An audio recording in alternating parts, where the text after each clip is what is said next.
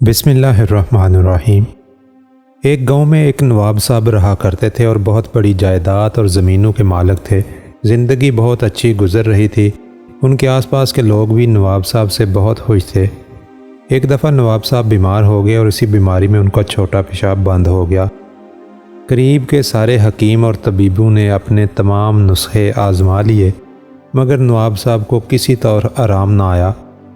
تنگ آ کر نواب صاحب نے اپنے ملازم حکیم سے کہا کہ وہ قریب کے گاؤں میں منادی کرا دے کہ جو ہمیں اس بیماری سے نجات دلائے گا ہم اسے 100 اشرفیاں انعام دیں گے۔ بہت سے لوگ انعام کے لالچ میں نواب صاحب کا علاج کرنے آئے مگر کوئی بھی کامیاب نہ ہو سکا۔ نواب صاحب کی تکلیف روز بروز بڑھتی جا رہی تھی مگر کوئی بھی حکیم ان کا علاج تلاش نہ کر سکا۔ ایک دن ایک بزرگ پھٹے پرانے حال میں حویلی کے گیٹ پر پہنچے اور دربان سے اندر جانے کی اجازت چاہی۔ دربان نے بزرگ کا حلیہ دیکھ کر انہیں بھگانا چاہا مگر بزرگ بضد رہے کہ انہیں نواب صاحب سے ملنا ہے۔ بمشکل تمام دربانوں نے ان بزرگ کو نواب صاحب کے پاس جانے کی اجازت دے دی۔ وہ بزرگ نواب صاحب کے پاس پہنچے اور علاج کی اجازت چاہی۔ نواب صاحب نے ان کا حلیہ دیکھ کر بے دلی سے اجازت دے دی۔ ان بزرگ نے خربوزے منگوائے اور چھیل کر نواب صاحب کو کھلانا شروع کر دیے۔ ابھی نواب صاحب نے 2 ہی خربوزے کھائے تھے کہ انہیں پیشاب کی حاجت ہوئی اور وہ جلدی سے استنجا خانے کی جانب بھاگے۔ جب ان کی واپسی ہوئی تو ان کے چہرے کا اطمینان بتا رہا تھا کہ وہ تکلیف سے نجات حاصل کر چکے ہیں۔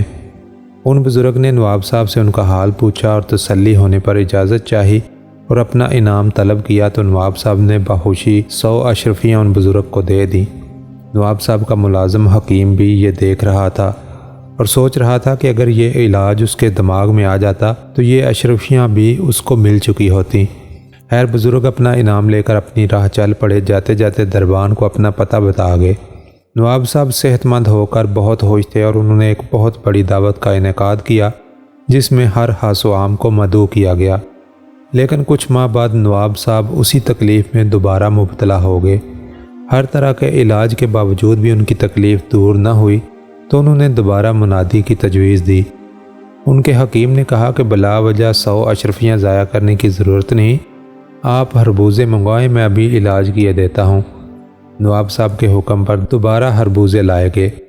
حکیم صاحب نے نواب صاحب کو خربوزے چھیل کر کھلانے شروع کر دیے مگر اب کی بار خربوزے کھا کر بھی نواب صاحب کی حالت نہ سدھر سکی۔ اب حکیم بھی پریشانی میں مبتلا ہو گیا کہ اشرفیوں کے لالچ میں کس مصیبت کو دعوت دے بیٹھا ہے۔ وہ باغا باغا حویلی سے باہر آیا اور سب ملازمین کو جمع کرنے کے بعد منادی کا حکم سنایا۔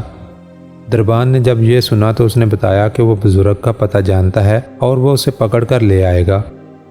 حکیم نے اسے فوراً ان بزرگ کو لانے کا کہا۔ حکیم اور نواب دونوں بے چینی سے بزرگ کا انتظار کرنے لگے۔ بزرگ نواب صاحب کے پاس پہنچے اور ان کی حالت دیکھ کر خربوزے لانے کا کہا تو نواب صاحب کے حکیم نے کہا کہ وہ نواب صاحب کو خربوزے کھلا چکا ہے مگر بزرگ کی ضد رہی کہ خربوزے لائے جائیں۔ بالآخر ان کی ضد سے مجبور ہو کر نواب صاحب نے خربوزے لانے کا حکم دیا۔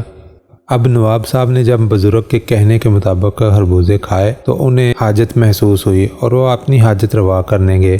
واپسی پر نواب صاحب نے بزرگ کو گلے سے لگا لیا اور اب کی بار ان کی خدمت میں 200 سونے کی اشرفیاں پیش کیں۔ بزرگ نے اشرفیاں لینے سے انکار کیا اور جانے کی رخصت مانگی تو نواب صاحب نے کہا کہ پہلی بار جب میری طبیعت خراب ہوئی تھی تو آپ نے مجھے خربوزے کھلائے، اب کی بار طبیعت خراب ہونے پر وہی علاج میرے حکیم صاحب نے کیا تو اس نے اثر نہ کیا لیکن آپ نے آ کر پھر خربوزے سے ہی علاج کر دیا۔ بزرگ نے جواب دیا کہ پہلے جب آپ کی طبیعت خراب ہوئی تھی تو اس موسم میں خربوزے کا گودا فائدہ مند تھا اور ابھی اس موسم میں خربوزے کا چھلکا زیادہ فائدہ دیتا ہے، اس لیے اس دفعہ میں نے آپ کو چھلکے کھانے کے لیے دی۔ میرے لیے 100 اشرفیاں ہی بہت ہیں، یہ اشرفیاں آپ میری طرف سے اپنے حکیم صاحب کو دے دیں۔ نواب صاحب کا حکیم بزرگ کی بات سن کر دل ہی دل میں بہت شرمندہ ہوا اور بزرگ سے معافی مانگی اور ان کی شاگردی اختیار کر لی۔